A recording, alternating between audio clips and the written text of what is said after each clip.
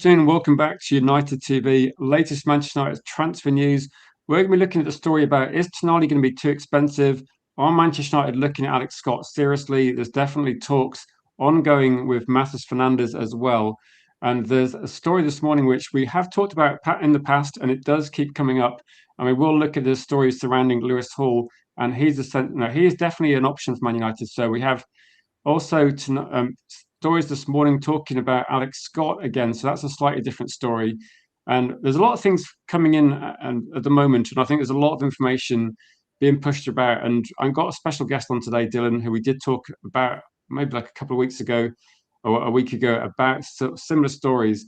And we're going to jump into this. There's a lot, obviously, to cover. So if you want to get involved in the live chat, please post some comments and questions if you got those. If you're able to share the stream as we're live, then please do that as well. Get some extra people in the comments to get an opinion. And to be honest, probably at some point in the stream, I'll put a poll in the chat to kind of gauge opinions. But I want to just talk through the issues to start with. The main issues, like Dylan, obviously great to get you back on.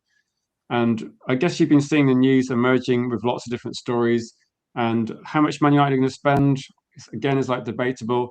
What are you thinking to start with regarding like the price of players? Like Tonali is going to be maybe expensive. I think I thought it would be cheaper than this, but if Fanderson goes for big money, it's going to be expensive anyway. And how do you feel relaxed about in terms of Edison, Fernandez, Alex Scott? Where are you feeling Voice at the moment? I think the Newcastle one was always going to be a bit of a difficult deal to do, especially that Gordon has gone to Barcelona now. I always thought that which one of the two between Gordon and Tonali would go first. The other one was going to be a very difficult deal to get done. In terms of the prices, though, I like the kind of route that we're going down in terms of kind of going for your Ederson first, opening talks with Alex Scott, opening talks with Matheus Fernandes, kind of getting your cheaper options in, for lack of a better word, because I feel like then you're not kind of posting other signings against each other. For example, last summer when we went to go and try and get Mbeumo, Brentford could have said to us, well, he spent 60 million on Cunha and we rate Mbeumo kind of similar to Cunha, so then the price is kind of made already for you. So I do kind of like the route that we're going down, kind of getting them not so expensive midfielders done first. But yeah, it's kind of shaping out to be that we're not going to be spending massive money, in terms of like your 80, 100 million Elliot Anderson kind of money on a midfielder. It looks like they're kind of going down the route of, will they go kind of 50 or 60 for a couple of players? And to be honest, just as long as we get the right players in and we get enough players in, not getting kind of a marquee signing doesn't really bother me too much. I was going to say exactly the same. I don't think Manchester United need a marquee signing. I think they need to construct a good football team, a good squad of players. And when I was looking at it, thinking, if you're going to spend a huge amount of money, the only justification for that is if you see no viable options as well. And that's why I was looking at thinking, if Man United didn't get Tonali, I don't think most Man United fans would suddenly think, okay, it's a disaster. The same way that if Man United don't get Elliot Anderson, I don't think it really matters, because if the West Were look at it saying that we had a team of Galacticos at Paris Saint-Germain, we had a team of Galacticos 20 years ago at Real Madrid. They didn't actually achieve what people would be expecting from the individual players. I think Man United are going to maybe construct a good team, and that's what they're looking at. I think Tonali is a good player, but I think when you start going 100 million, for me, it's a bit too expensive. I think in like with this one, it's kind of difficult to predict the price. Yeah. And I did see a few people saying that some of this makes no sense in terms of like the prices. And I was just going to put a comment on the screen as well saying that so only Newcastle know the price. Do you remember when we had a situation last year with Mbeumo, and it was like the market was going up in value, and it was like you said that if you start doing expensive deals to start with, it just pushes the price up. So can you imagine if Anderson's the first deal done, suddenly Tonali costs more, suddenly like other players cost more.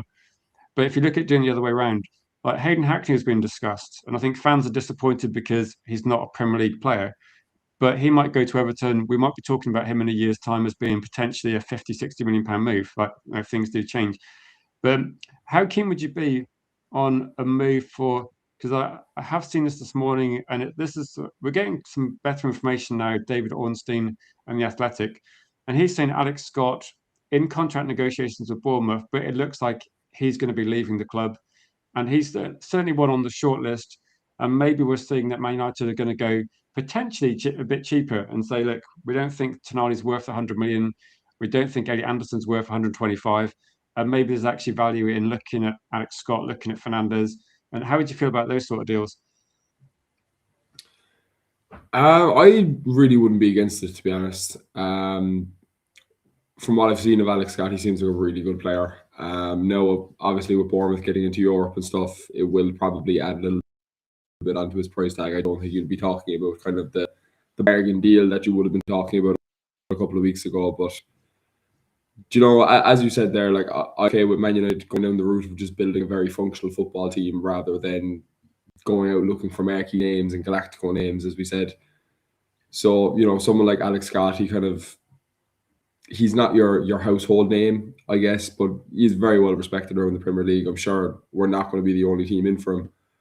But, you know, a deal like him, a deal like Matheus Fernandes, really big fan of those deals. But I am just kind of hoping that it's more than just two midfielders. I'm hoping that there is a third midfielder added on, and then depending on funds, who that midfielder is going to be. But yeah, I think once they get the profiles right and the quantity of players in, then yeah, I'm happy enough with the way that they're going so far.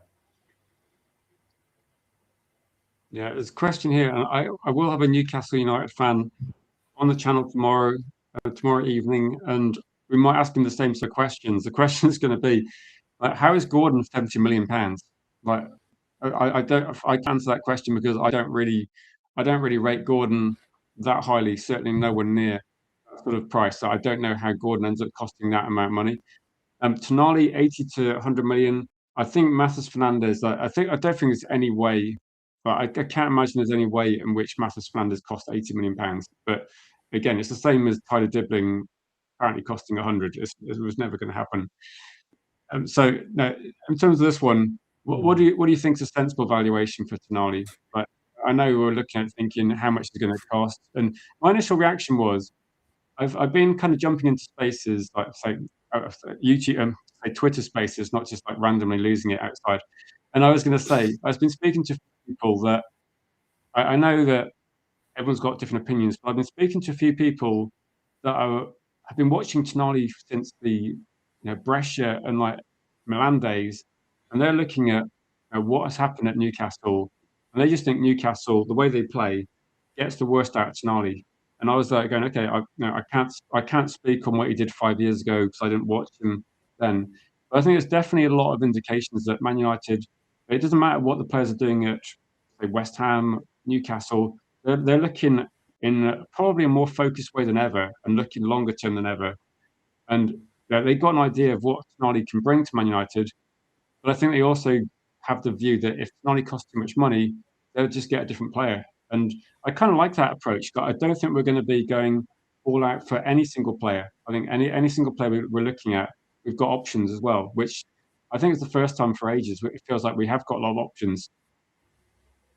Yeah, definitely. And it does feel like as you said, that they're not going to be, I guess, kind of held ransom in terms of making making our interest in the player so known that we're essentially freezing out all other options. So the team that we're dealing with holds all the cards. Now with the Newcastle one, obviously, as I said, it is a little bit difficult given that they've done their big sale, they've gotten their money for Anthony Gordon. They don't really need to go out selling Tonali. They know they don't need to go out selling Lewis Hall. Well, obviously Lewis Hall is kind of its own separate situation given his kind of spouts with Eddie Howe, but with his valuation, I mean, I think a realistic valuation you could get from be anywhere between 65, 70. But again, Newcastle just hold the cards for the deal. They can kind of hold out for whatever they want with him. From watching him in Newcastle, it is very clear that they don't really get the best out of him, although he has still been very impressive for them, I would feel. I've always been a big fan of Tonali, even when he was with AC Milan. So when these links did start coming out, I was very excited for it. But again, you kind of needed to get this deal done very, very early and before Gordon went to Barcelona. So where they pulled 70 million for him, I 100% agree with you, Rich. I do not understand where they're getting the valuation for 70 million for Anthony Gordon from, but it does kind of put dealing with Newcastle now with this summer, it's going to make it a lot more difficult.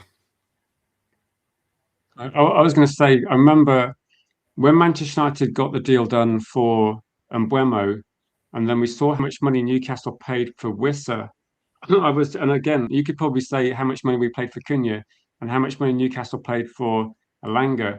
I just think the benefit of doing deals early on is almost like the market is a bit kind of uncertain. And I think if Manchester United has got a deal done for Alex Scott or Fernandes quite early, then we could get a good deal. Like, I know people are probably getting a bit angry about the maybe the expected price. And I think with the expected price of someone like Matheus Fernandes, nobody knows exactly how much it's going to cost. So just to talk about that very quickly, do you remember we talked about this about maybe a month ago?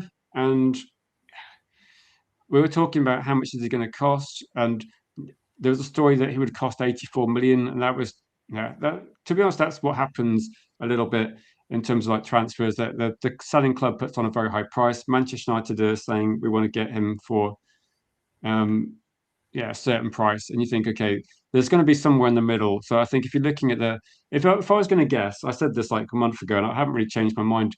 If they come out and say they want 84 million, and Manchester United look at how much did it cost about a year and a half ago, like 40 million, and you kind of add on like somewhere in the middle and think 55, 60, 60, something along those sort of lines, I think would be applicable. I do think with like Modern Samurai's a good point here that Gordon is quite fast as well. That's something that, in terms of pacey players, and one of the things I would say is that I will ask the Newcastle fan tomorrow that's going to come on, and that'll be Philip from Toon Tactics TV. And one of the things that he said was, and again, this is like an observation from a Newcastle supporter. He said that he thinks that Gordon, Alanga, their players make really good runs, but their midfielders are not as rapid as Bruno Fernandes at getting the ball forward. So I'm wondering whether if you drop Gordon into Manchester United's team, would you see a lot better results? Like because Bruno Fernandes would pick him out and would clearly Gordon does a lot of things right, but I'm wondering whether Newcastle as a team that they make some of their players look worse. I mean, if there's Newcastle fans watching, you might disagree, but I think the way Newcastle play under Eddie Hall, anyhow, doesn't actually get the best out of some of their players, and that could be a feature. Yeah, definitely, like 100%. I'm not going to sit here and pretend that I watch Newcastle week in, week out, but yeah, it could be a possibility. Like I've never really rated Anthony Gordon even when he was playing with Everton, to be honest. So I'm not really sure, but What's your valuation on like Matheus Fernandes? Because I'm struggling to actually speak to people about Fernandes because a lot of people look at they look at the team situation of West Ham and say a relegated player shouldn't cost more than this. I think the difficulty is that he's been relegated for sure, but teams that are looking at him, Manchester United, Arsenal, Paris Saint-Germain, and I think when the big teams start queuing up, we're talking about Manchester United versus the two finalists in the Champions League, and these are the three teams that want Fernandes. He's a quality player. He would, but I think actually we might get lucky with this one because we've got Bruno Fernandes, and I think we might be. And you look at what are the reasons why players join clubs. I think the reasons for Paris Saint Germain, like they're pretty obvious. The reasons for Arsenal are pretty obvious. And I think with Manchester United, we might be lucky that we just got one player that Matheus Fernandes looks up to in our team, and it might be that whatever happens, we might have the opportunity to try and get him done because of that reason. And I don't really care what the reason is if we get the players, but it might be that he's coming for the right reasons as well. That he wants to join Man United. He's positive about playing in this team, and I think it's potentially we could be quite lucky. yeah, he does really seem like, even like in his Southampton days, he's a very big admirer of Man United. He's been very vocal about how he likes playing at Old Trafford, and he thinks Old Trafford is the best stadium in England. And then obviously the links with Bruno as well. I think, and you're 100% right. I think the valuation coming out of him at the moment is just because the window hasn't opened and there's big teams in for him. I really don't think anything near 80 million is going to be needed to get him. This thing with relegated players, like Man United have a very good history of going to relegated teams and going to lower down teams in the league and getting their best players and making them into fantastic players. You know, Michael Carrick was one of those players. Roy Keane was one of those players. You could probably argue Wayne Rooney was one of those players. Just because they're not in a world-beating kind of team doesn't mean they're not a very good player. So I have absolutely no worries about signing anyone from, you know, West Ham, anything like that. But no, I probably think about the 55, 60. I think there will be a meet in the middle kind of a thing. West Ham have just got relegated. They don't have a lot. They don't have a lot of negotiation room, really. If one deal falls through with, you know, let's say Arsenal, you know, you're losing suitors very, very quickly. They're going to have to bring their valuation down. So I think probably about 60 will get it done, and I'd be very happy with it too. I think he's a very good player. Would kind of slip into the team like a glove. So yeah, it seems like a signing that very, very possible we can get done and makes a lot of sense. Yeah, so I'd say massive thanks to Modern Samurai for gifted memberships, and thank you so much for that. And welcome to the if you just got a gifted membership, please say thanks to Modern Samurai. There is a lot of custom emojis, but I did notice a couple of people. Doug, good to see you in the chat, Doug, and Saints in Disguise. I'm guessing if you're not Man United fans, maybe the Man United themed emojis might not be for you, but you can join us with the Glazers out emojis. We can all hopefully get better owners of our clubs as well. But also Ollie Biscuit Barrel, United Strand, behind the dugouts as well.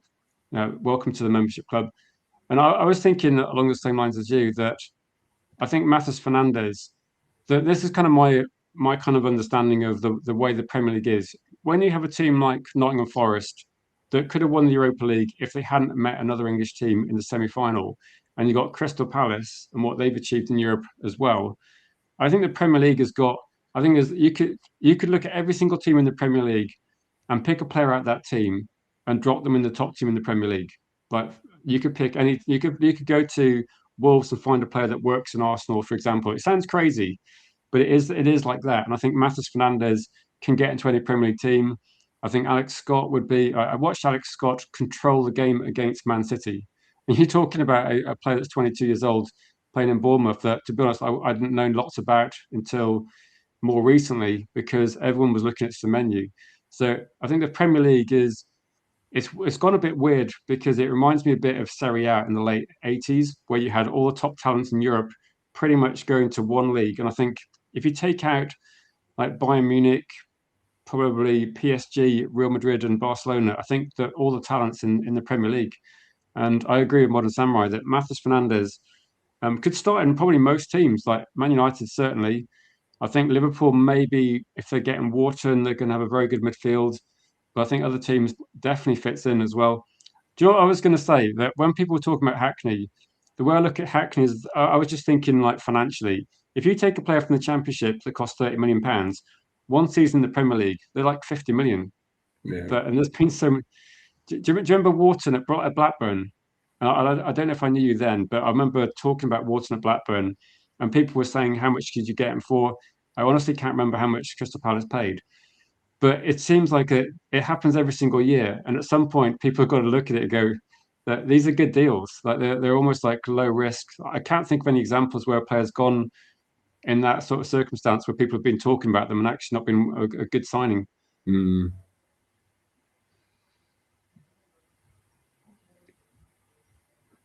I think the only thing about this one is going to be people just don't want to pay too much. That's the only sort of thing. Danny in the comments says, if he only wants United, it's going to be 55 to 60. I think that's about market value. That's what I really do. I think if they stayed in the Premier League, I still think that's a sensible price. And I don't think it changes necessarily too much because if you go lower than that, then other clubs have got to come in because it's too good. Yeah, definitely. If it definitely goes below the 50 million mark, there's a lot more people coming in from. Yeah, I'll just say as well, United side die. We are in agreement here that £80 million is not how much you have to pay, but I can see why Tonali would be costing quite a lot because if you look at Newcastle, how much they sold Isak for, and then you consider how much they spend, I'm just wondering whether I think Newcastle did what Man United have done in recent years, like where Newcastle they sold quite well, but they bought really badly, in my opinion. I think Newcastle overpaid for players, and I think that this is why, if Man United wanted to get Tonali done, that do you think the Gordon deal? Do you think it does push the price up? Because the other story I'm looking at is if Manchester United, if you can buy one player from Newcastle, who'd you go for? Because someone asked me that this morning, and I'm actually starting to think I'd go for Lewis Hall. But if I can get one player from Newcastle, I'm getting Lewis Hall, and I'm going to go. I'll get my midfielders from somewhere else. I think the Newcastle shop might be too expensive this year. Yeah, 100% agree. I'm not sure if it actually came up the last time that I was on the stream, but Lewis Hall is one of the signings that I think United you have to just throw everything at him and get him to the club. I think he's probably top two left backs in the league at the moment, between him and Nico O'Reilly. The fact that is kind of having a little bit of a spout with Eddie Howe about playing time and things like that, and that is after being confirmed now that Eddie Howe is definitely staying at Newcastle. I think it all just lines up for an exit, and I think it'd be a lot easier to get Lewis Hall out of there than it would be Tonali. And as you said, you can go and get midfield. There are other midfielders out there. There aren't many other left backs out there that are as good or anywhere near the level as Lewis Hall. So yeah, I'd 100% agree. If you're going getting anyone from Newcastle, you go, if you have 50 or 60 million for Tonali, you give it to them for Lewis Hall and you bring them to Old Trafford. That's the left back position probably sorted for, it could be years on end. Like he is. I was thinking that if you're trying to go for every single deal and go right, what's the plus side, what's the negatives, and I think with Lewis Hall, he's 21 years old, and I was thinking that if you get Lewis Hall in, it's almost like the same deal we did with Luke Shaw, isn't it? You look around the league, go right, who's the Yeah. best option? How long can he play for Manchester United for? Like 10 years? If the price is going to be 50, 55, 60, to be honest, it has to go very high for not to be a good deal. Because I think if you can get that position sorted out, and one of the things I was looking at is does say Andy's saying that Dan Burn is keeping out the team. I think that there's differences. I'll say with this one with Andy that it is true, and if anything, that is a benefit towards Man United because at the moment he's fallen out of favour with Lewis Hall. Sorry, with Lewis Hall's fallen out of favour with the manager at Newcastle, and I think that with Lewis Hall, there's definitely some weaknesses in his game. He's a 21-year-old. He's not going to be the finished article. And I think from a Manchester United perspective, they're looking at, say, Cunha's cutting in. Lewis Hall would be so good on the overlap, and he has the energy to get back. The question would be kind of working on the defensive side of his game. But we've still got Luke Shaw in the team, who would be quite a good mentor in that regard. So I think this would be pretty good deal. I know that any player you're looking at, there's always going to be a lot of strengths. And I think with Lewis Hall, the weaknesses might be the defensive side of his game, but the way Newcastle play and the way Manchester United play will be different. And I think Manchester United will be looking at the strengths of Lewis Hall and thinking, right, you can work on the weaknesses. And I think it's if we're looking at trying to like have that left hand side with a bit of overlap, I think it doesn't work so much with Luke Shaw. And I'm just thinking also along the way that Carrick wanted to set his team up as well, that it probably works actually having a fullback that's a lot better going forward. And it might be how he used to play more at Middlesbrough. So, and I was thinking on the right hand side, you got going to be more defensive. Like Dallo is not going to offer that much as well. So I don't know. I think with this one, it makes a lot of sense. And clearly, if he was really rated at Newcastle, all it does is push the price up. So again, this is going to be one where I have seen people quite positive. One of the positives I would say is that Jules on the channel, Jules went to watch the Manchester United versus Newcastle game, and after that match, he was like messaging me late night and saying we should get Lewis Hall. He was so impressed by watching him live, and I think that this is it. That he offers something, and there's going to be weaknesses in his game, but I think there's going to be a lot of strengths there as well. That no one's the finished article at 21, so I think defensively he probably needs to work a little bit on his game. But again, a 21-year-old, of course, is going to have to work on some things. But I would say 50 million, 55 million. I would be quite enthusiastic about this deal, and I think it's also that the way that Newcastle play. Again, this is the factor as well. You know how Newcastle's manager said that people that want to leave the club can go. I think Lewis Hall's actually become a bit. I'm not going to say there's a rift there, but you can tell that he's not happy about being left out of the team, and not and it's kind of cost him his England place as well. So I think there's reasons where we could get him.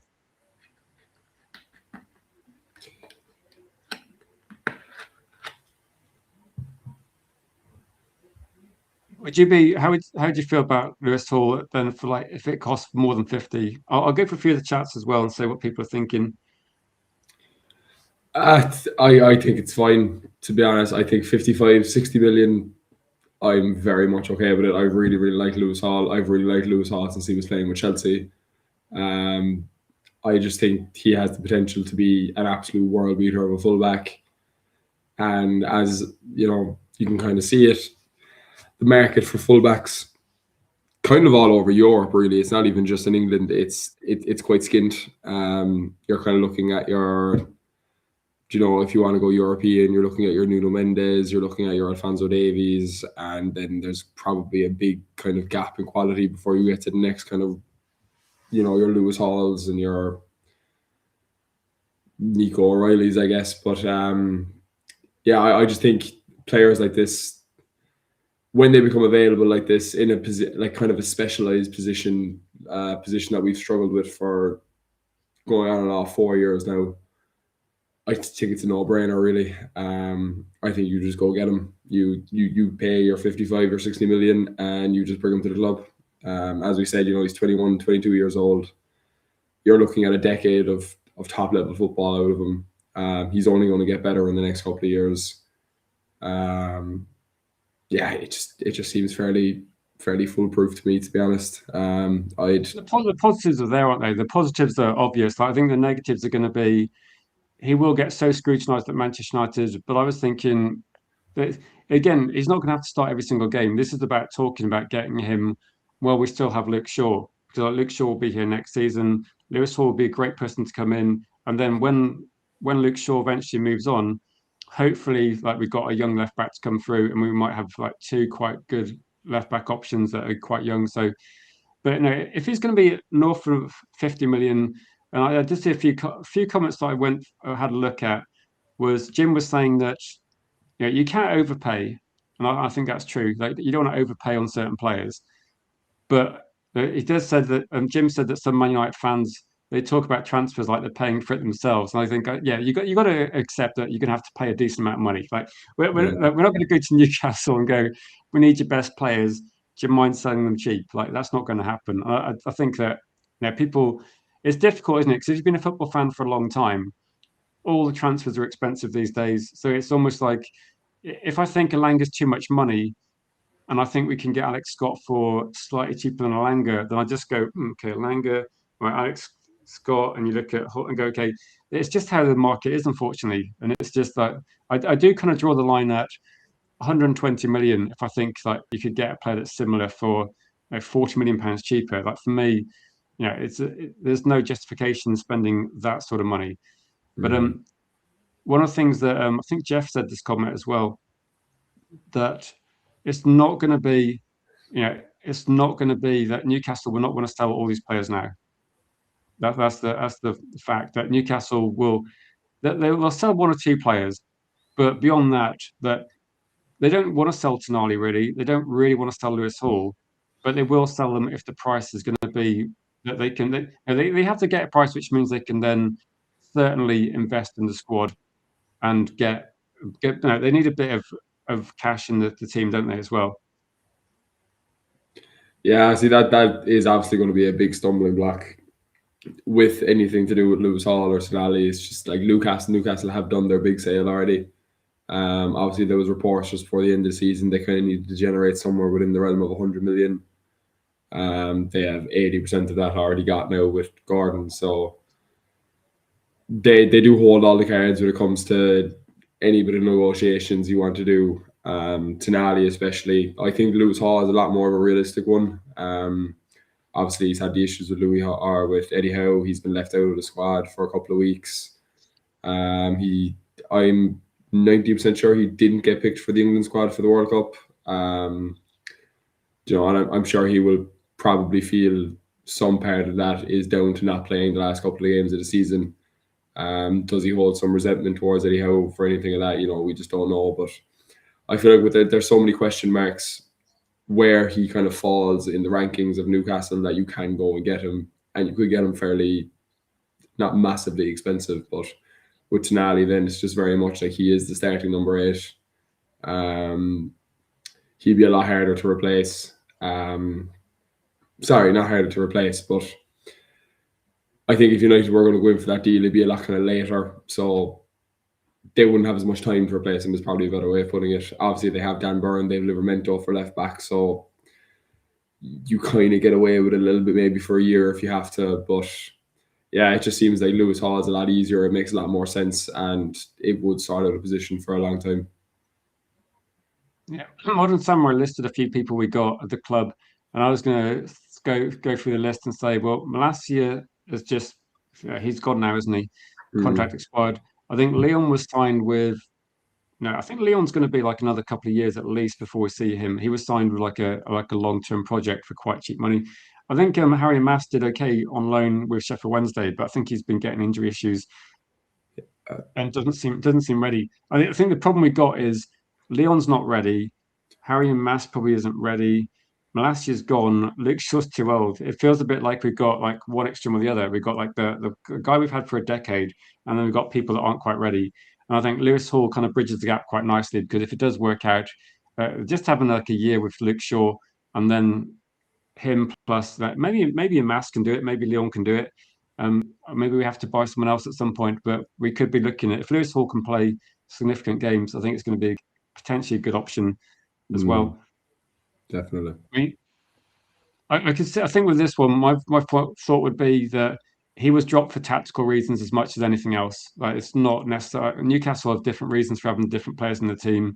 It's the same way that for Manchester United, sometimes we had Cunha on the bench. Cunha's still a quality player, but in not every single game do you want the same players. And I think with Newcastle again, they go a bit more defensive in some matches. So we're looking at a fullback that likes to attack. So it's not surprising, is it? So I'll go through some of the comments. Good to see Omar in the chat as well. Welcome to the conversation. So I'm just looking. There's a lot of comments. I'm trying to find like some people have got any questions as well. Jeff is kind of answering the question about our fullbacks. And I think with Dorgu, I think people thought Dorgu might be a left back, but it doesn't look like he is at the moment. But the question is going to be, I suppose, is if Manchester United have Cunha and Dorgu as left wing options, like you kind of need to have like two options in every position, don't you? Because you have to bear in mind that Luke Shaw is never going to play 2 games in like say 6 days, in the same way that Casemiro wouldn't have done that as well. So I think it's about having competition everywhere. To be honest, about this one. Yeah, I just feel like it is kind of just being widely reported. Dorgu is not going to be played as a left back, which probably means that we're not going to be going in for a left wing, which to me is great news given the news that came out about Rafael Leao in the last couple of days. And I think if you have a mixture of, you have the experience of Luke Shaw, you kind of have the here and now with Lewis Hall. Obviously, he is still young as well, but he is a lot more ready than, let's say, a Leon or an Amas. You have two good guys there that Leon and Amas can kind of work with for a year or two. Obviously, I feel like time is probably running out for Harry Amas at the moment. He's picking up a lot of injuries.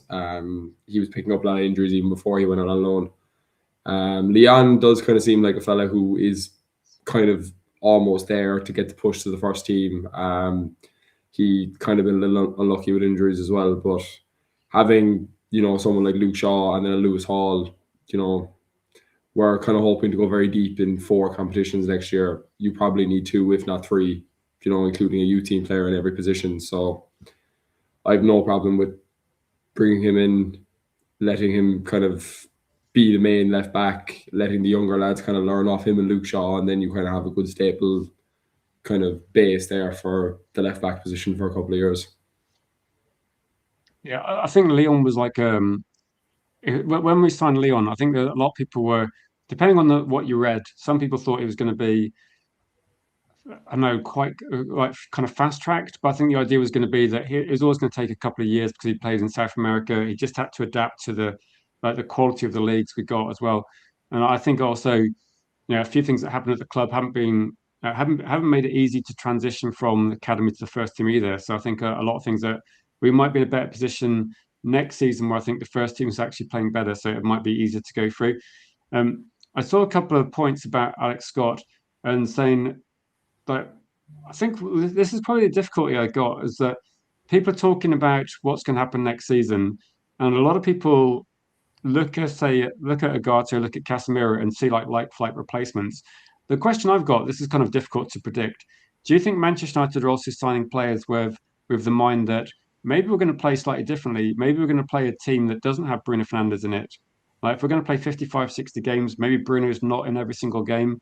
And maybe we're looking at what happens when what if Bruno's injured or like we have to have other circumstances that maybe we're going to have like can Alex Scott, Matheus Fernandes, Kobe Mainoo, can we somehow are we going to still play 4-2-3-1 without Bruno?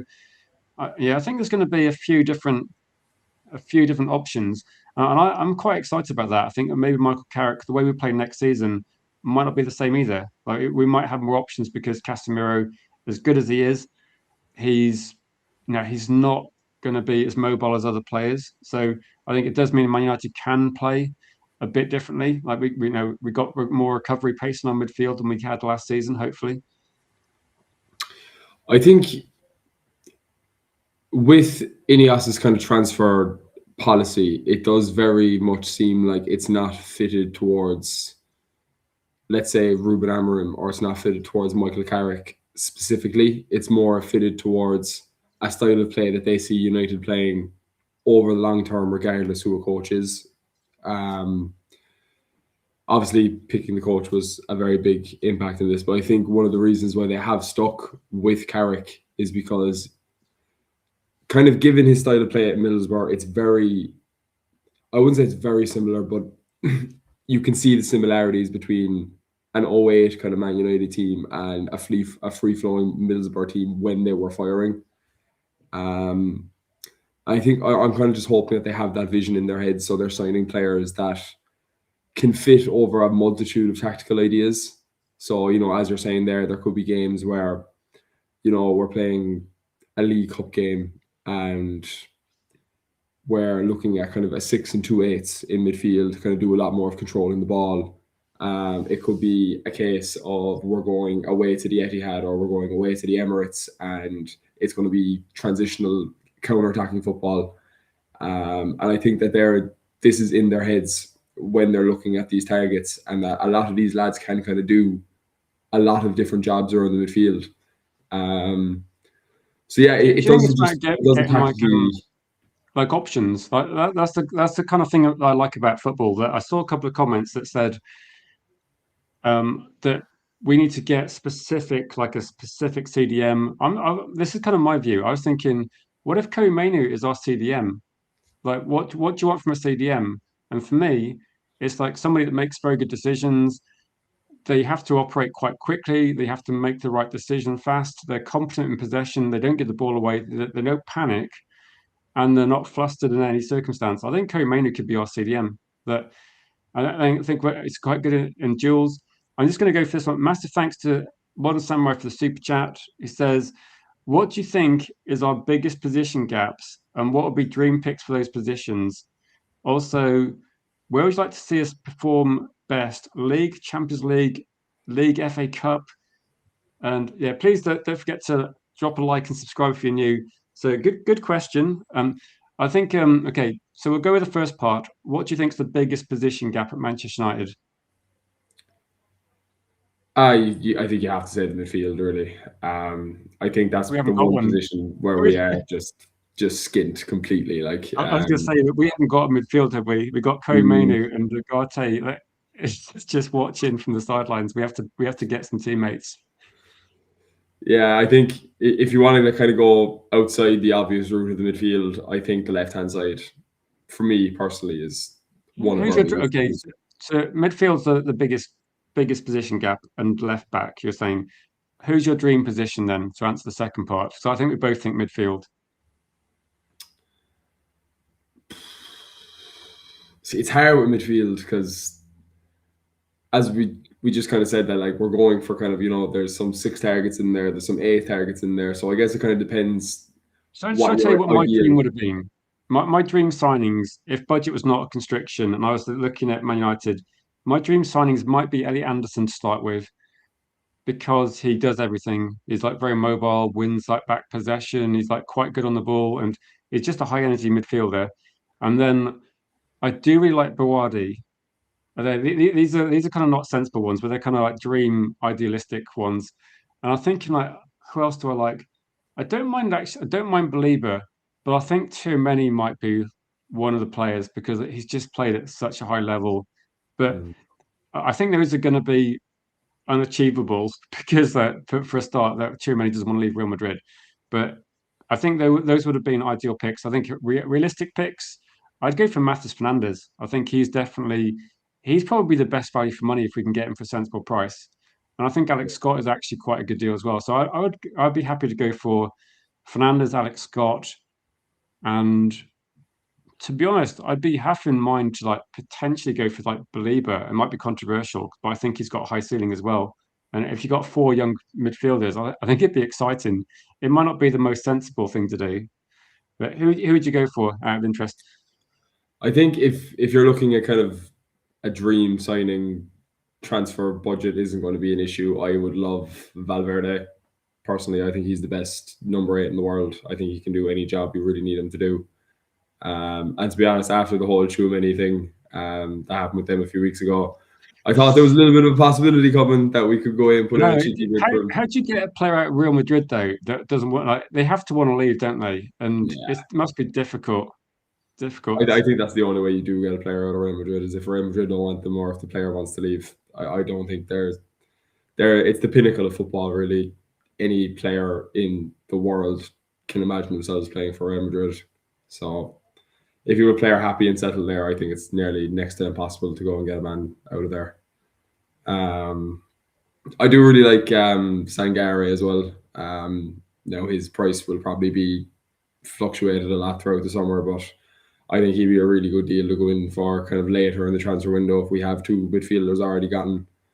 But Matheus Fernandes as well, for me, I think he's kind of a bit of a no-brainer when it comes to the midfield.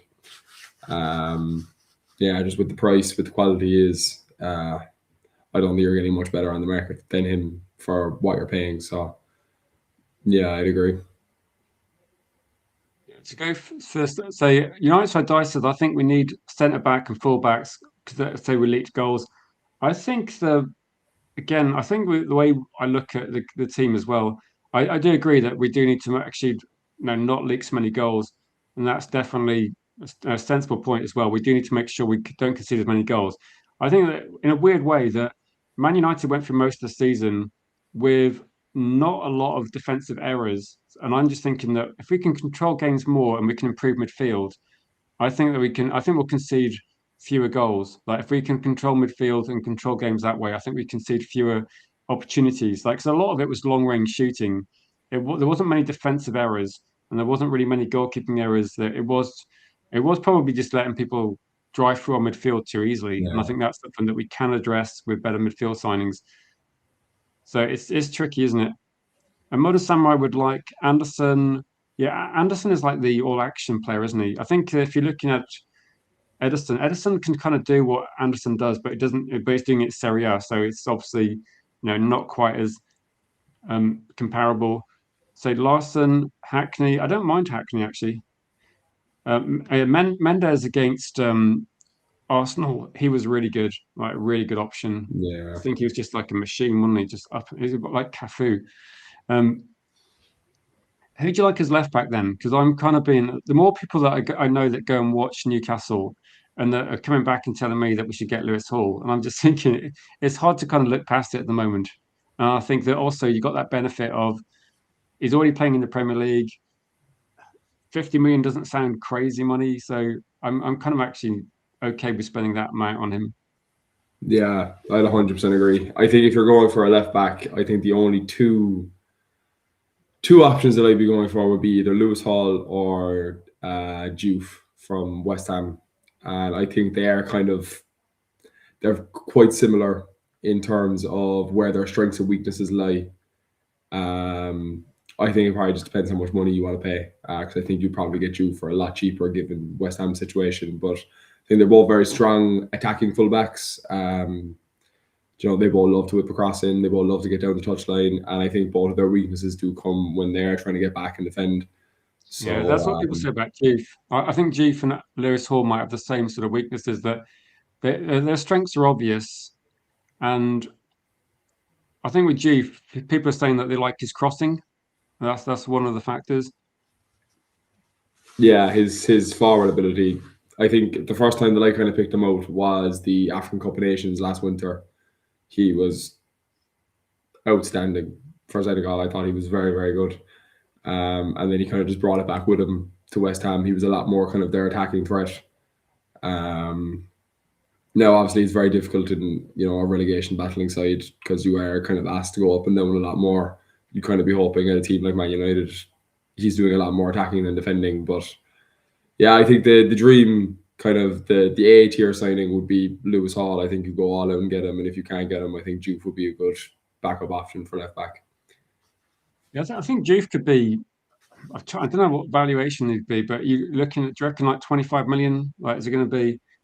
It's going to be like a lot less than Lewis Hall, isn't it? I'm sure I read that somewhere, but so don't quote me on that one. But I think Juve would be available.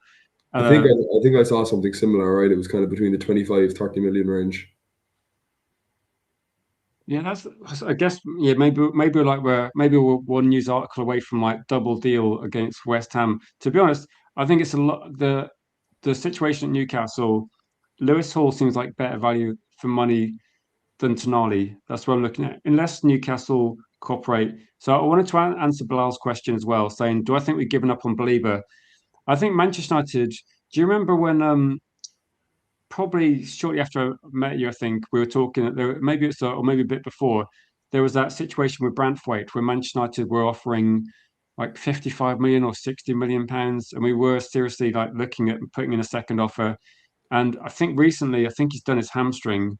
And my point is going to be, I think since we've had Ineos come in, we're kind of giving up. If we think the price is too high, we are walking away. So we walked away from the Brantwaite deal because it was a bit too expensive. We walked. I don't know if we actually got a price from Brighton, but I think we knew that Brighton wanted too much for Belieber. I think that this is the point, Bilal. I think Manchester United have looked at the merits of getting Belieber in, and they don't agree with Brighton's valuation. I think that's as simple as that. I think we like Belieber as a team. Some of us like him, but some of the fan base don't like him. But I think as a football club, I think we value the player, but not as much as Brighton want. And I think, to be honest, like Brighton always ask too much money. But that's why I think when we're looking at negotiating, I think Bournemouth are actually quite a good team to deal with. I think the prices that Bournemouth players go for are relatively sensible. Like Semenyo was the best player in the Premier League for a couple of months. He went for 65 million. And I don't think they're going to be crazy prices for Alex Scott either. And so I think with this one that Believe is just too expensive. I think maybe Tonali will be too expensive as well. And Man United fans, I think we'll spend on this is kind of my thoughts, Dylan. I think we'll spend a lot of money in this transfer window, but I don't think we'll spend. I don't think we're going to be buying a player that's really expensive. I don't think we'll get a £100 million player in. I don't think we'll get a £90 million player in. I'm starting to think we might. Last year's transfer window might be the blueprint. 60, 65, 70 is the top end. And then bargains like Lemens if they're available. And I think like Juve could be like a Lemens, and we could look at maybe 50 to 60 million pounds for other players. Yeah, and it was kind of very similar to their first window as well in terms of like they brought in Lenny Euro and they brought in Delish for big money, and then they got kind of Aiden Heaven on the side. They got Leon in that window. Yeah, it does kind of seem like they don't really mind not getting the big name, and they don't mind walking away, as you said. They don't mind walking away from the table if the price doesn't match what we want to pay, which one in itself is a massive help because, as we all know, we used to get absolutely rinsed in negotiations just because we're Manchester United and we used to pay silly money for people. So I think I think they're setting. do you think our negotiation strategy used to be pretty much we got one player, we want to get him, and it'd just be like that player, that player, that player, and then we'd end up a bit like Sancho, that sort of deal. At the time, I can't remember the other options. Whereas at the moment, saying Brighton, like you're saying, he's walking away from Brighton. I think the Brighton deal is pretty much Man United have gone. There's better deals available, and for Brighton, like Brighton have done this in the past as well. They've put price tags that are too high. And to be honest, I think Man United are right to walk away from some of these deals because as much as I wanted Elliot Anderson, I think they're being unrealistic with how much they want. And I think Manchester United, we need to be and maybe you know how people look at the news and get angry about the certain stories, Dylan. Like if you forget the news and forget the stories, but just look at the deals we've actually done, all the deals we've actually done have the same sort of pattern. That if we're going to look at a player that's mid-20s, we're paying about I don't know 60 to 70 million pounds maximum. And if you look at the deals we're doing for younger players from say different leagues, we're going quite cheap. Like we look at Lamans, look at Dorgu, look at Leon, Aiden Heaven. Mazraoui is quite cheap. I mean, Delit wasn't that expensive. We got unlucky though. I think the only deal we did, which was probably too much money, was Agate. And there's definitely a few theories that the only reason we did that deal was because it's the only way of getting the deal done for Euro. So it might be an agent type thing. I did see a question from Modern Samurai about Chris Rigg. And yeah, Chris Rigg was like talked about 2 years ago, wasn't he? That he must be older than that, isn't he? That I remember reading about Chris Rigg about 2 years ago as a player Man United liked. I haven't heard anything about him for a while, actually. Yeah, neither have I. Is he only 18? I thought he was like I thought he was young. I thought he was a bit older than that because we seem to be linked to him a while ago. We got on that one. Oh yeah, he's 18. Because I do remember the links a couple of seasons ago when it was kind of a youth team signing. Gee, I even thought that he was after pushing on a little bit more. He had 18 games played in the league last year. 18 years old. Pretty impressive. Do you know? I was thinking also. I haven't read about it recently, but there's a couple of players at Leicester. There's one 16-year-old that played a lot of Yeah, championship I've games last seen that. season. Yeah, was it Mungo that Man United are looking at? They're Yeah. looking. Yeah, we're kind of doing like two types of deals at the moment. We're doing the deals in the mid-20s range for players that can be quite expensive, and that would be like Tonali. If we went for him, it would be like Cunha and Buemo type deals. But we're actually going to be doing more deals with the cheaper players. So I think when you're looking at these, yeah. So Chris Rigg, Mungo, Hume, these sort of players are definitely on the radar at Manchester United. But I get the feeling that United they want to prioritize trying to get the first team sorted out first. So I think that these sort of deals might be done at some point. Like like you get the Dorgo deal done, you get like other deals like that done. But I think the priority's got to be get the get some first team players done first. But no, that's the name I heard for a bit actually. I was trying to think yesterday. I was thinking Chris Rigg and Hackley were two players I heard about at the same sort of time, but I couldn't remember where they played. Do you think the difficulty is if you buy some of these players like Chris Rigg and Mungo, the question is going to be like, is it going to be too much of a jump at this point of their career? Or because I don't really like the idea of Man United buying players and just loaning them out, but there might be something that you have to consider if that's one way of actually getting these players in. Because if you get these players in and don't use them, it's a bit pointless.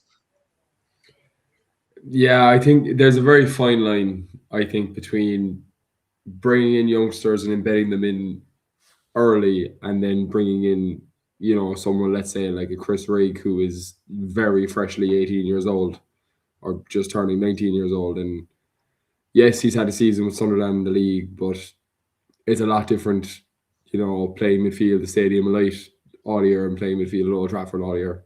We all know it. It's not. It's scrutiny and it's criticism and it's a spotlight on you that you're not going to be used to unless you've been in it. And obviously, it's the question mark all the time when we bring in players: can a player adapt to the spotlight of Manchester United? Um, Now, obviously, if you're looking at someone like, Tonali, for example, Chouameni, for example, Baleba, kind of lesser so, they have a good bit of experience. They have Champions League experience. They have, they're 25, 26, 27, good bit of football played. You Is would there kind of any players you're expect. worried about? Because about this, like the step up to Man United. Is there any player you're worried about? Because I was just trying to think of I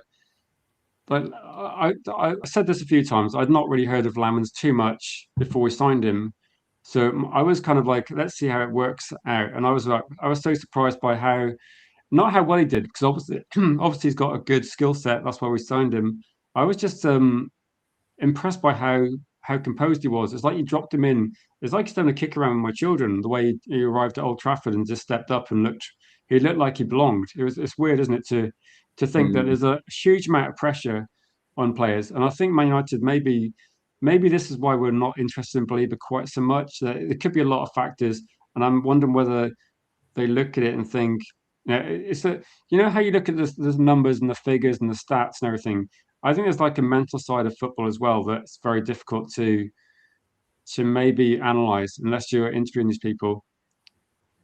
yeah, definitely, definitely. And I think like with Lemens, I think the goalkeeper, not counting the criticism and the scrutiny part of the conversation, in terms of actually coming in and doing the job, the one kind of advantage that goalkeepers get is that goalkeeping is the same everywhere you go. You're going to Yeah, be doing the same jobs. that's You're asked to true. do the same thing.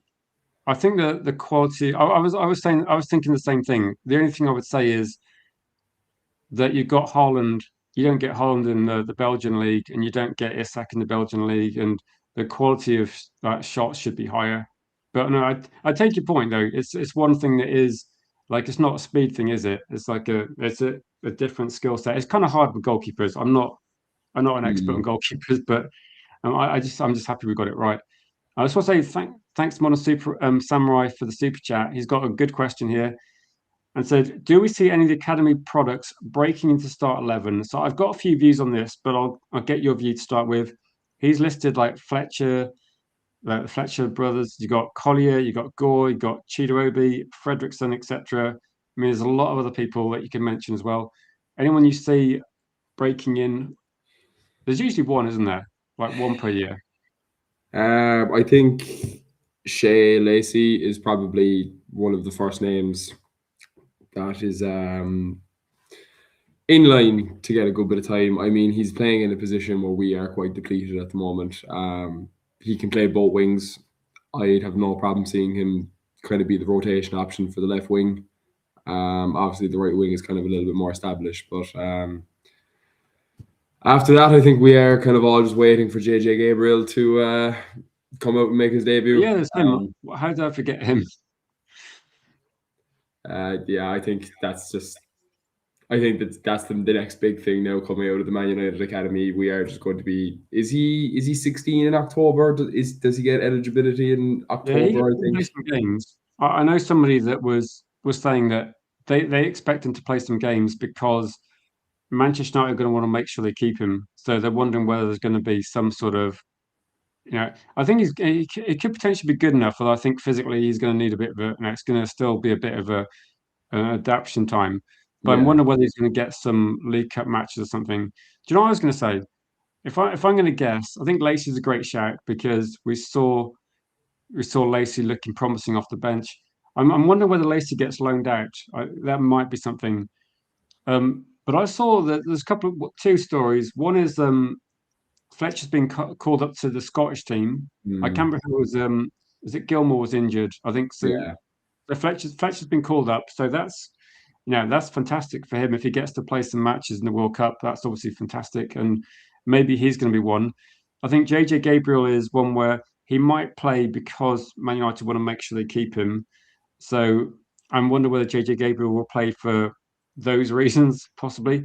I think Thwaites. I've heard Thwaites might be considered as being part of the first team next season. So I'm wondering whether Thwaites might be the guy that we see a bit more. A lot of it's going to come down to if Manchester United can have a decent cup run in the League Cup, and if we start playing really well at the start of the season, maybe there's opportunity for rotation. So I don't know. It's difficult, isn't it? Because if Man United started off quite badly, my guess would be the first team kind of like there's going to be no opportunities for academy players, certainly in the Premier League matches. But if we have potentially like a really good start, and I think Man United are rotating nicely, and the team's doing really well. I think that's kind of the environment where you can throw academy players in for like a few minutes here and there and see how they do, because the team's functioning well, and that's how I would do it anyway. One of the questions I saw earlier, I forgot to ask you, is Modern Samurai. One of his questions was, "What's your priority next season in terms of like FA Cup, League Cup, Premier League, Champions League, and how would you? Obviously, we will both want to win the quadruple, but let's be realistic and pick. And what do you think you'd prioritize, or how would you approach it?" I think, well, for me personally, I always kind of put the cups, the FA Cup and the League Cup, a little bit on the back burner just because we have won them quite recently. I think you have to have a solid performance in the league. I think you need a good, consistent campaign. Maybe one or two blips, a game or two here or there, kind of very similar to how it's been since Carrick came in. Just a good, consistent showing in the league, and I think you need a deep Champions League run. I think that will probably be the priority, to be honest. It's been so long since United have been anywhere near the last eight of a Champions League.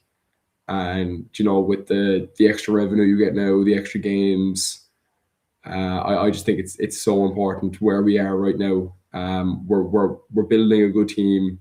There's a good foundation there.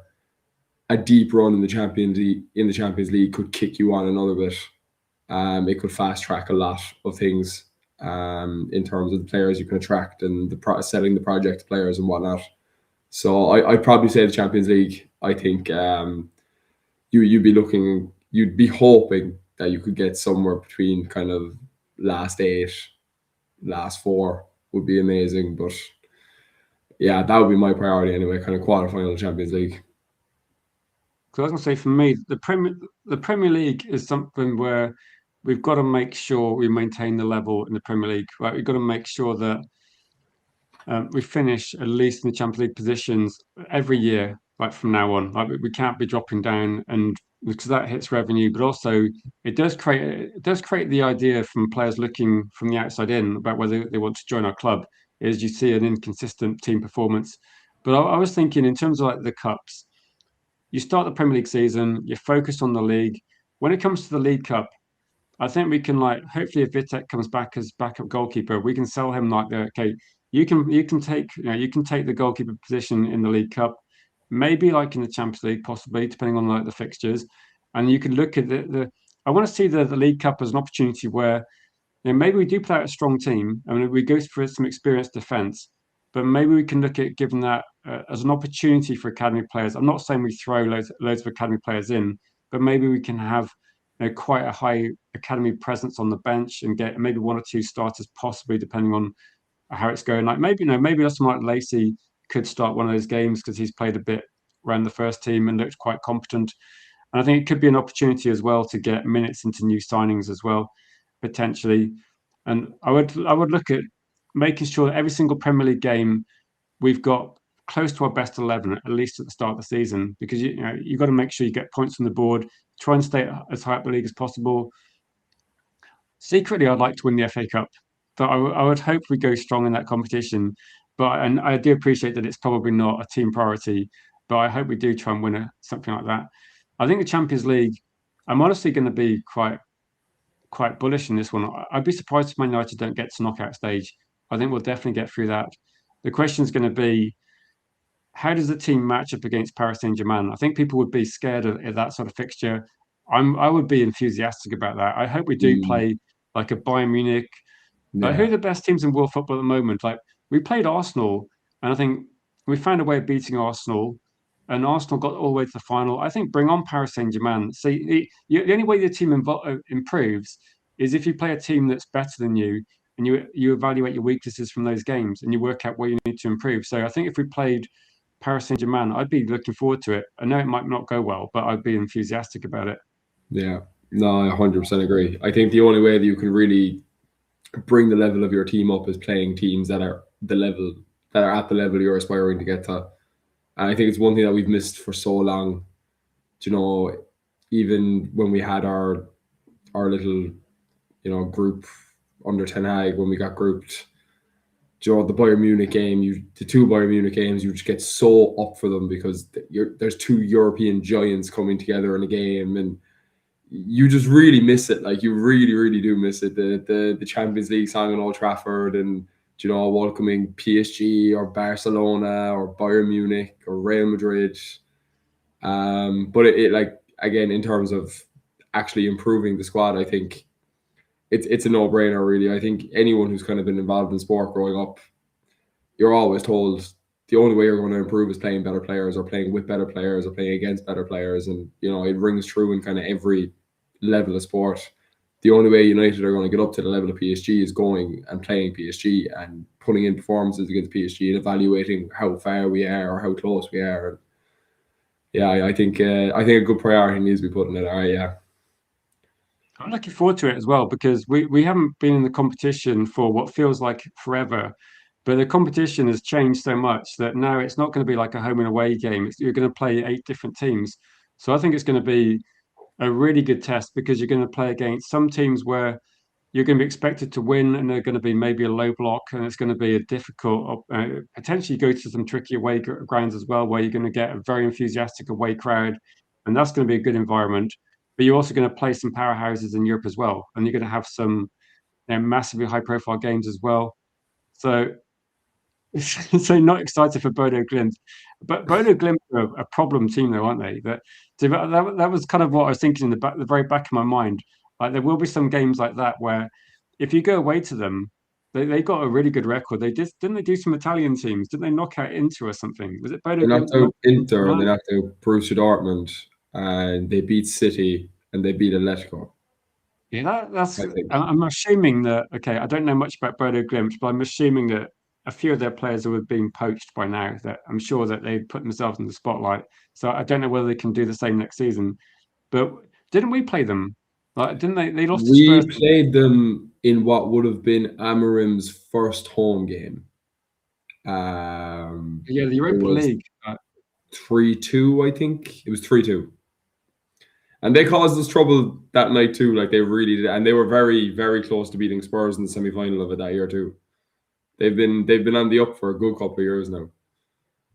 Yeah, they're quite a solid, organised team. No, but I was thinking with this one that when we play the Premier League, you get a good idea of like where you are in terms of, like, Man United have performed very well recently against the top teams of the Premier League, and then sometimes it's been like the mid teams that we struggled with, and then low block teams we kind of you generally watch the same sort of game over and over again. I was thinking with this one, then if you go to Europe now, I think it's a good learning curve for all the players, and particularly like some of the games you're expected to win, but they're going to be quite different teams we're going to play against. So I think it's going to be a good learning curve as well. I'm not worried about Europe. I did see a comment from Corinne saying that the European levels dropped. I think overall the Premier League has got the budget to deal with like these as well. So I think there is a bit of I don't know, maybe there is a bit of truth. I think what happens is the power dynamic shifts. It used to be Serie A, then we used to see that maybe going back to, I don't know, 10 years or so, the Spanish teams were dominating, where you had like an Atletico Madrid versus Real Madrid final. And then we've had like all English finals in the past. But football always changes. At the moment, Premier League seems to be where the money is, and that could change at some point as well. So things don't stay the same. I think at the moment, Man United might be fortunate that even though we finished quite badly, we still are able to attract good players as well. So I'll go for a few of the comments from new people that just joined in. Malp says Tonali is not what we need. How much would you pay for Tonali, Dylan? Like, we've seen the stories. I said myself I wouldn't pay 100. Do you think he's going to be a deal too expensive for Man United? I don't think so, because I don't think anyone really values Tonali at 100 million. To be honest, I think that's just a thing of the transfer window is about to open. There's a lot of buzz around this move, so that's what's going to kind of be slapped onto him. Having said that, obviously with Gordon gone, and I think if United were to go to Newcastle, Lewis Hall is probably the man you're looking to get. Having said all that, if Newcastle are looking to sell him and it's getting towards the end of the window, could you get him for a bit cheaper? You probably could. If Tonali does a little bit of pushing on his end, I think you could get him for closer to 65, 70, personally speaking, with a little bit of help from agents and player push.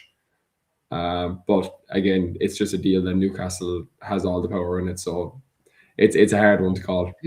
I was going to say, Dylan, when you mentioned 65, 70, my enthusiasm level started going up a lot, and I was thinking that for me, with Tonali, a lot of it depends on whether Manchester United think that Tonali is going to be a good option. This one, I wanted to talk about this comment saying people criticise the English Premier League, yet it was all English finals. Like, yeah, 3 teams got there, we won 2.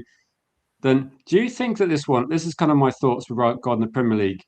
Do you think it's the case that the Premier League has got a lot of money, so you have teams at the middle of the Premier League that get more money, like more prize money than Barcelona even. Like that's how kind of weird it is at the moment. And you get teams near the bottom of the Premier League that probably make more money than most Italian teams. So do you think it's an indication that my view, I won't put words into your mouth. My view is that the difference between the top and bottom teams in the Premier League is contracting slightly, and it means that Arsenal found a way to get over the line, and it was quite negative. But it was probably because football's so even in the Premier League. There's not much between a lot of teams. It's like they found a way of like getting a bit of an advantage from like set pieces, and they use that kind of and it worked this season, but it might not work next season.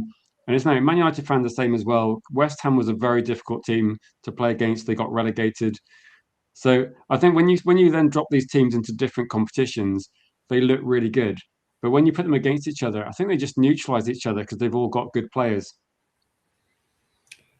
Yeah, like I think it does just kind of come down to money really at the end of the day. Like as you said there, Wolves have made more money this season than probably a large portion of the Italian teams that haven't won anything. And if you went back 20 years ago, the team that got relegated rock bottom of the Premier League, telling them that they got more money than 17 or 20 Italian teams, it's unheard of. I do think there's a little bit of something to say about how they are kind of diluting down the European competition a little bit in terms of there's a lot more teams in it. It's a little bit easier to qualify for it. So are you playing the quality of team every week that you used to be? Probably not. But there's good and bad arguments for both sides of it. I just think, as you said earlier on, I think it's just a power shift. I think England just happened at the moment. All the eyes are on English football. A lot of the talent in the world is in English football. The money's in English football. So, teams like Nottingham Forest now, I think, would be a good example. A team who were fighting relegation up until a couple of months ago, getting to the semi-final of the second-tier European competition, and very close to getting past them if it wasn't for meeting a better English team. So, yeah, it is kind of just swinging around into the way of England just kind of have the leg up at the moment, and how is that going to fare now in 10, 15 years time? You don't know, but yeah, there's kind of arguments for both sides of So that kind of like is why when you look at Tonali, for example, and people think that Tonali wants to go back to Italy, the problem is no Italian team can afford him. It just sounds bizarre, doesn't it? That you could probably say that I know Brighton's got a bigger budget than teams that would be historical names in terms of like how much money can Juventus spend on players? How much money can other people spend on players? And you look at it and think you got people like Crystal Palace spending £45 million on a striker, absolutely crazy as well. Yeah, I will be looking at trying to do something, Bilal. I'm not sure what will be the best day, but maybe this one. Modern Samurai is posting a few transfer market listings as well. Do you think with this, like McTominay 40 million, that seems to be To be honest, I think McTominay, that's probably not bad for McTominay. I'd But actually probably argue it's a bit low for McTominay given what he's done the last year and a half. I mean, he got onto a Ballon d'Or list somehow, didn't he? I mean, I don't watch He enough of Serie A, so he is technically speaking the 13th best player in the world. So if we're going off the Ballon d'Or list, I know. I was thinking this year's Ballon d'Or. I mean, I'm not sure. I think there seems to be a bit of a bias towards the Champions League competition. I'm just thinking the Ballon d'Or's up for grabs in the World Cup. yeah, 100%. Personally, I think Harry Kane got like 60 goals. I don't see what more he can do. But it's not his fault that Bayern Munich didn't win. I mean, he did score enough goals. Last in 28 million.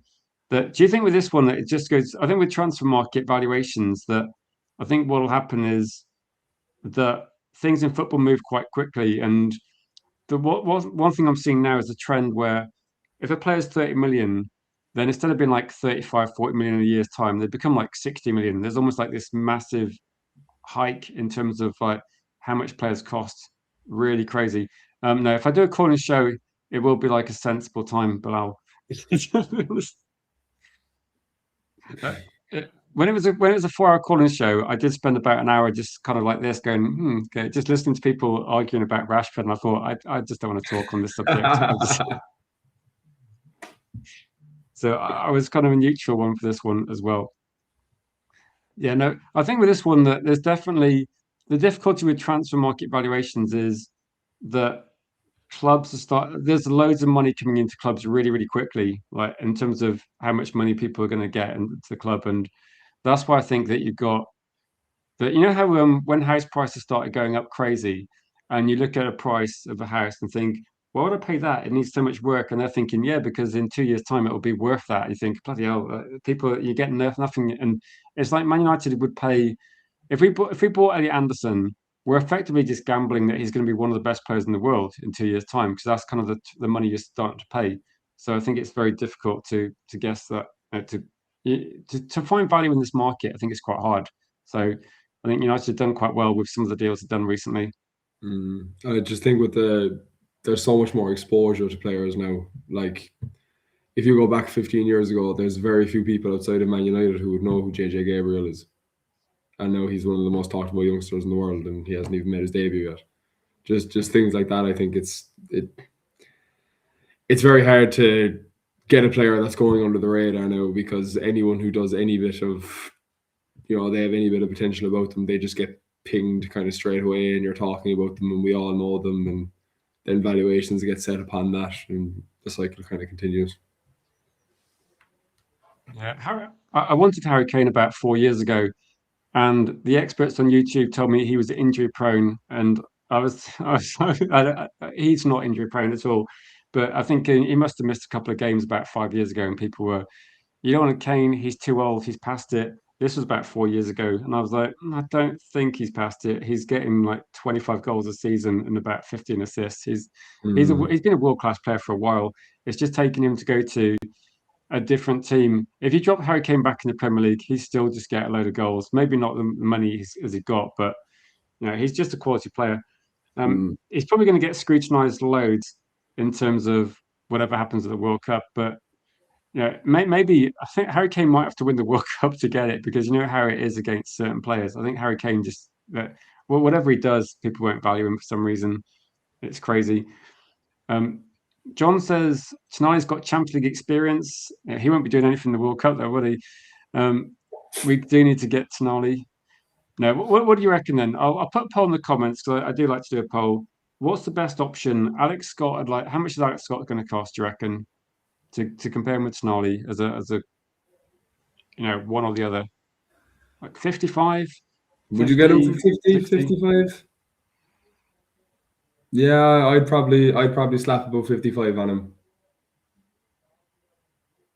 I think that'd be fair. Probably 60-ish for Mateus Fernandes. You're looking at about 32, 33 for Ederson.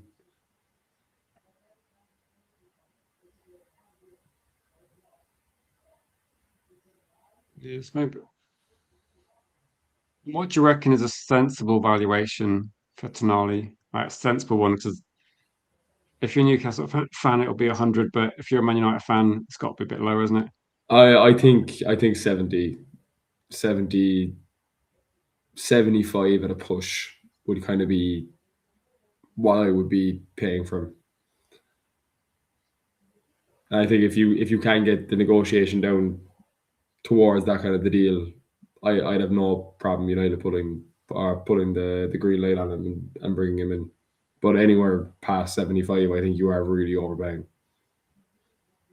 Okay, so I've got a question as what's the best deal? I've got Alex Scott at 55 million or Tonali at 75 million. So because that's 20 difference, isn't it? Maybe we should put Tonali at 80. What do you reckon? Yeah, go 80. Go 80. Just to because obviously Tonali's got a bit more experience. So 80 million. What would you go for if those are your options?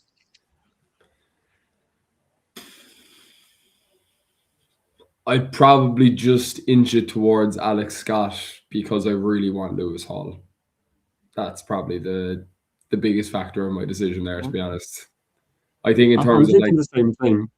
That if money wasn't an object, welcome to chat as well. Pop76 says biggest risk is taking too long and having the market jacked up by either City or Chelsea buying Anderson. I think Anderson might be a late deal. Like it might be a deal that doesn't happen until later on. But no, it could be like Chelsea selling Enzo, or it could be Rodri moving, or things can happen in the transfer market, can't they? And I was thinking that last season there were cheaper deals to be done at the start of the season, of the window, and then the deals got more and more expensive. So I do think it's definitely beneficial. But I do, Dylan, we started off the stream, didn't we? And you said the same sort of thing that get the cheap deals done first because they yeah, don't inflate the market either, do they? So that's another good reason to do those deals first.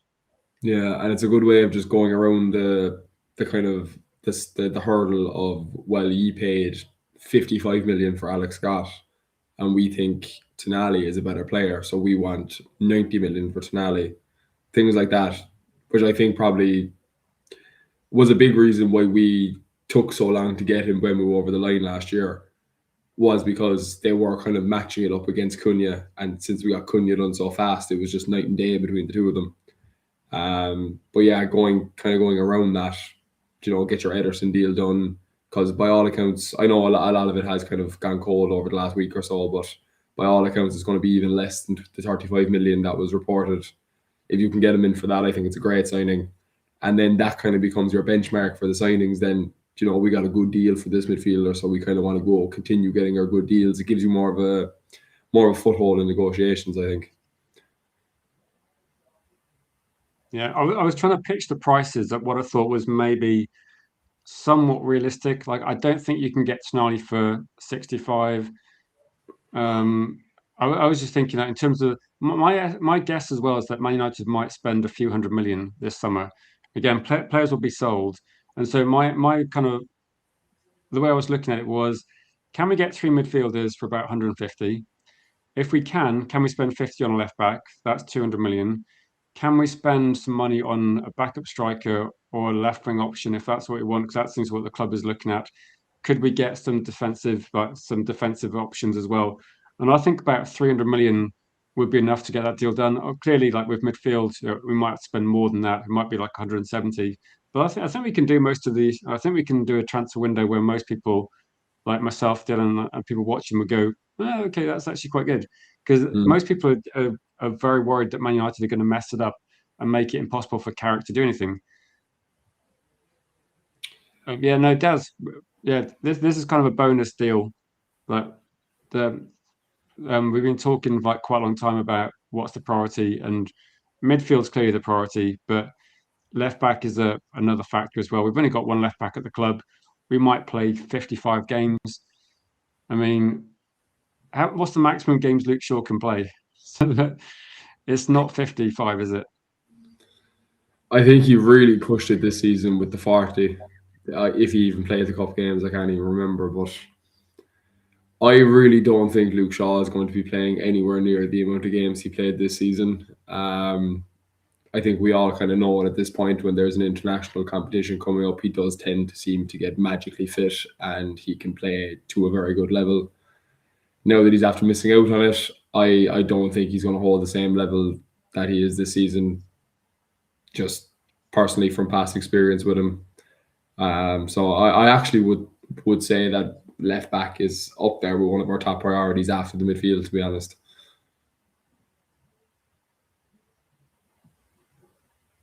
Yeah, RK says I feel Carrick won't challenge the board enough to make sales and buys.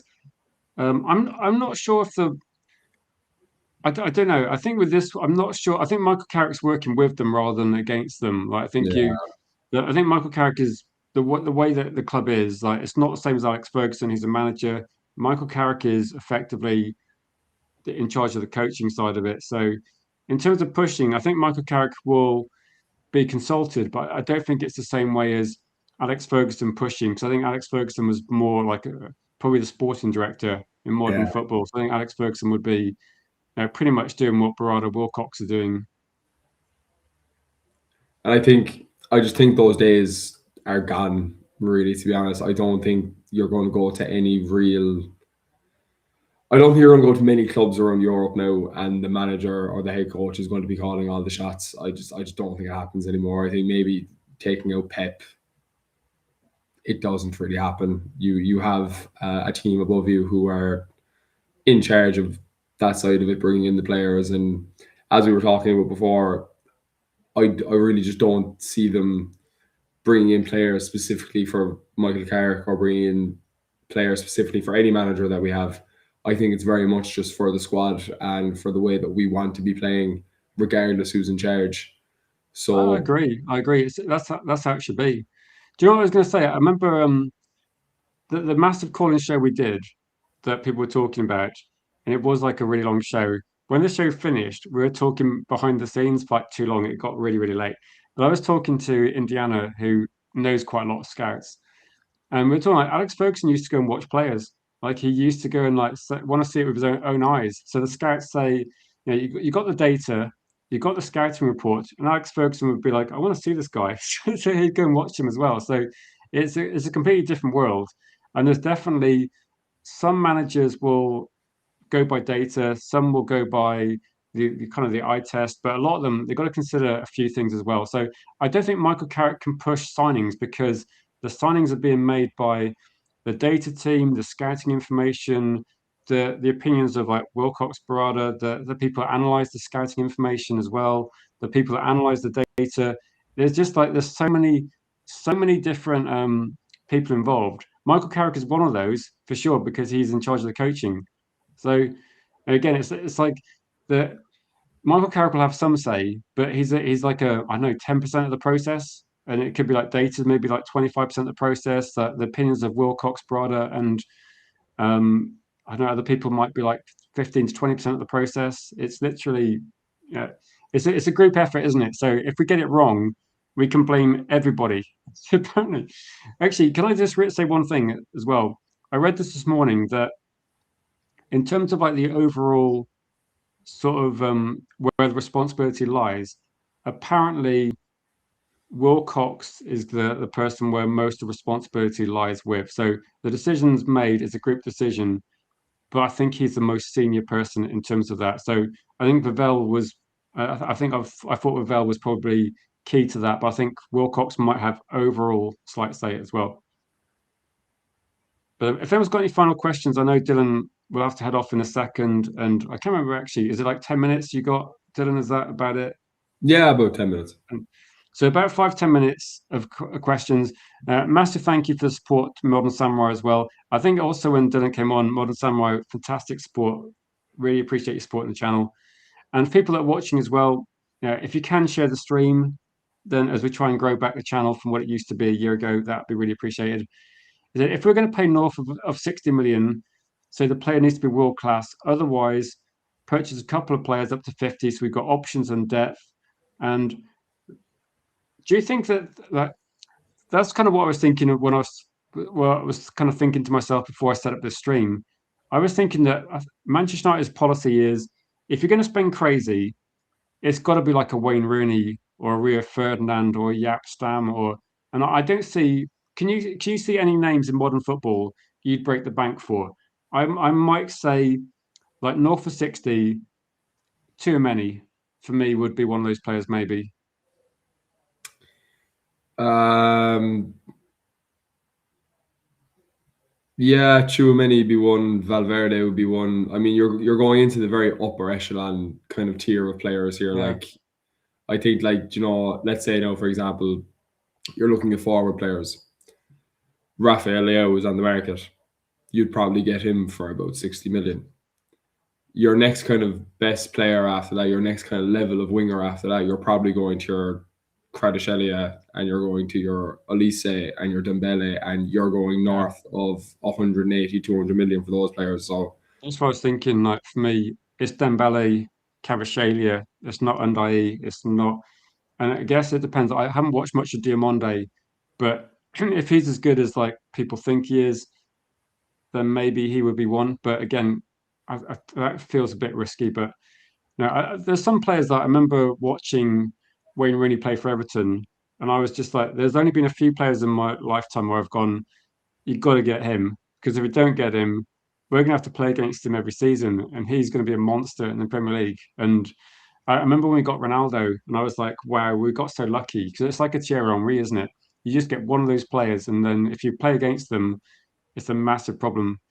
And so I think north of like this one, like north of 60 million, I'd say like north of maybe like I think because football's so expensive, I think that the squad price or maybe the Man United transfer thing might be maybe it's going to be like 60 to 70 million pounds, and then beyond that, there's got to be a reason for it, isn't it? Like if you don't get Elliot Anderson, then I don't. To be honest, there's other players that can do what Elliot Anderson does.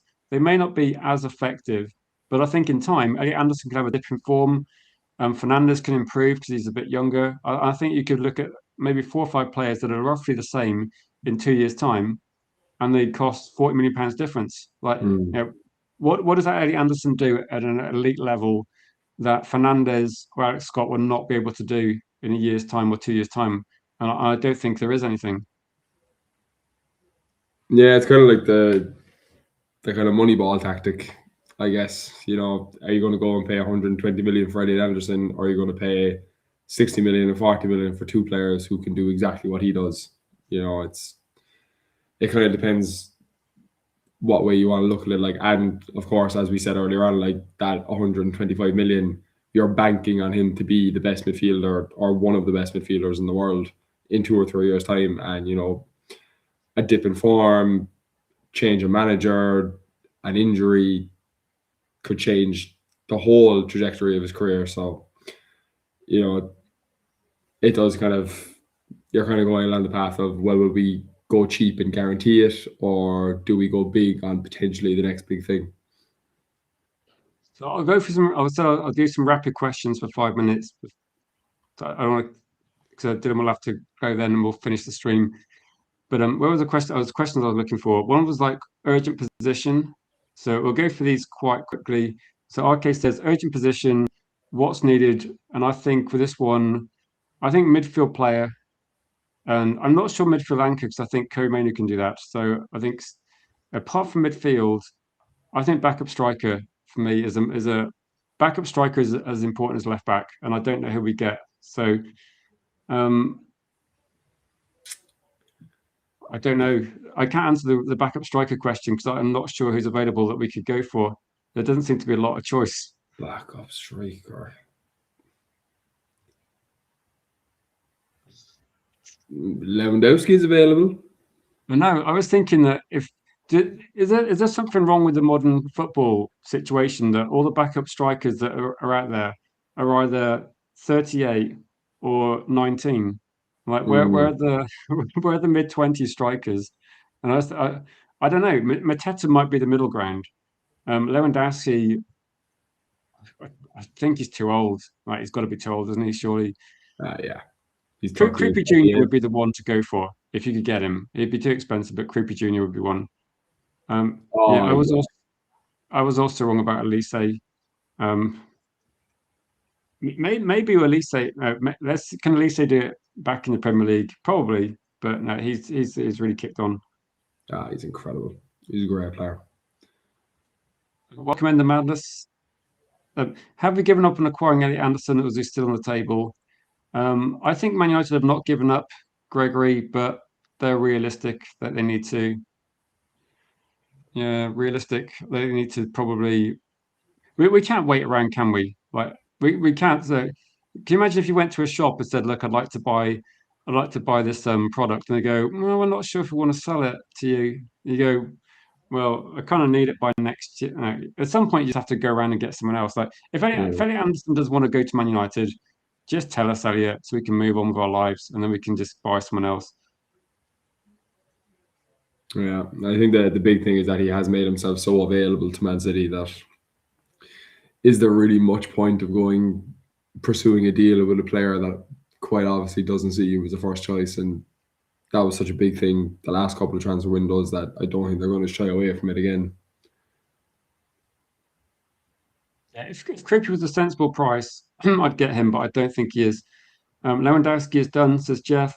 Yeah, I was kind of like saying with this one that um, you kind of need someone that's an experienced striker to maybe mentor Sesko a bit. But I think Sesko's good enough anyway. I think Sesko will naturally improve. I'd be looking at buying a cheaper one. Best in class would be Kripke Jr., but it's really expensive, really expensive. Um, Mooners at Palace wants Man United, says and the madness. I mean, add him to the list. There's a lot of people on there. I don't mind. So I've got a really what's the word? I've got a slight agenda against Dybala, and it's probably really petty. But you know how Dybala turned us down about probably like 7 or 8 years ago, Mm. and I know that one of the moderators, Ryan, really likes him. Like he really likes Dybala, and I was just saying, well, he had his chance, but to be honest, no, I don't know what the circumstances are now with Dybala. He ain't Welbeck, the player he used to be at all. I told people a year ago, don't get Dominic Calvert-Lewin, he's injury prone, and he got back 16 goals, didn't he? So what do I know? So my prediction's rubbish. I don't know. What do you reckon this like? Is Welbeck on a free? Like, would you go for that one? I'd take him, no Oh, problem. I would take him, no bother. he's been playing really well. Do you know the He only thing has I'd been say playing with really Welbeck well. as well? That I, it would be 2 matches a season he doesn't score against us. That's an added bonus, isn't it? Like with mm, Welbeck. No, I quite like Welbeck. I think you'd Welcome. struggle. I think you'd struggle to get a Premier League proven striker on a better deal at the moment than Danny Welbeck. Yeah, I agree. So let's have a look at the poll. So I can. It's quite close. If you want to vote on the poll, you've got literally a few seconds before I close it, and it's quite close actually. I was hoping to try and make it close because I knew that if I said Alex Scott plus Lewis Hall instead of Tonali, then no one would vote for Tonali. So it's a bit closer than I was expecting. So do you want to guess, Dylan, what the vote was? So the prices I gave were Alex Scott for 55 million or Tonali for 80 million. Still think Tonali won it. Actually, people went for Alex Scott, 55 million. So Oh, that's 55%. surprising. I'd say 55 million votes. No, 55% of people went for. Man United fans are becoming like accountants these days. We're very cost conscious. But no, I quite like Welbeck actually. He's one of these. I think he's an example of a player that it's just you've got some natural quality and ability. It doesn't matter how old you are, and I think he's still got a very good reading of the game. And I think that's maybe the one thing I'd like a good. There's the one thing that we don't talk about much on the channel is about experience. And for me, experience isn't just he's played in the Champions League, he's played for this.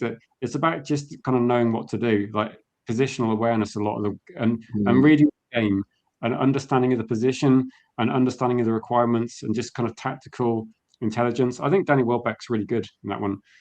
And the madness says we can't go back. I don't know. Danny's a good guy though, and the madness. He's a good guy. And he was very harshly very harshly done by when he was here, to be fair. I'd have no Yeah. problem giving him a second bite at it. We got Mark Hughes back, didn't we? Mark Hughes, like legend, came back to Man United and helped us win trophies. And then Cristiano Ronaldo, when he came back, he was actually okay. It wasn't the best signing for Ollie, but he was like quite effective. So before you head off, Dylan, we got some like really pressing questions. What's the weather like in Ireland? Dull, bit windy, the usual. The heat wave of last week is definitely gone. How much was the heat wave in Ireland out of interest? Because I grew up in Wales and it was kind of nice to see the sun, whatever the temperature was. We got up to, I think the highest they went up to was 29 last Monday.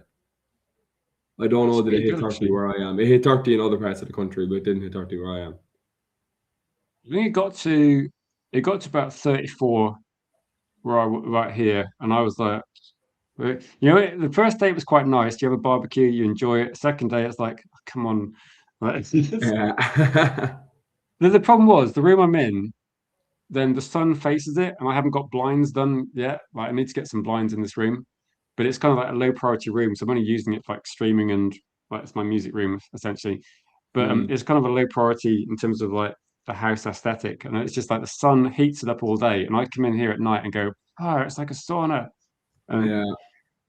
Yeah, it was the same with the room upstairs. We have the heating on an automatic timer, and we obviously weren't expecting it to be 29 degrees in Ireland because it's never 29 degrees in Ireland. And we walked into the room at about 7:30 that evening, and my God, it was like 42 degrees inside there. It was awful. And I walked into the house, and there was one room that was like, because it's got like sensor on the side, and this was downstairs, and it said like 29. This is like the one of the colder rooms in the house. And I walked in, I was like, oh, this is really nice and refreshing. It's like 29. Wow. And I go upstairs, and each step you go up, it feels like the temperature goes up by a degree. And when I got to the top of the stairs, I was like, what is going on? Can't even breathe. It's so hot. Like, No, to be honest, like the basis that where we live in the UK, then the aircon might only be good for like you might only need it for like a week. That's what yeah, happened. yeah, it is the same here. It'd be a bit of a pointless purchase, really. Yeah.